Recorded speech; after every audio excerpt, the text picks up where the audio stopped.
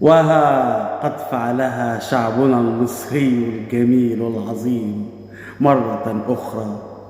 لله دركم يا شعب مصر الجميل أو العجيب. إحدى إنجازات الشعب المصري الذي ما زال إلى الآن يبهرنا ويبهرنا بالعديد والعديد من المفاجآت والصراعات. رجل يا سادة مغني في إحدى ضواحي الهند لم يفعل أي شيء في حياتي سوى أنه شبيه للرئيس المصري الراحل محمد حسني مبارك، وقد فعله شعب مصر معه، والآن الرجل أصبح ترند.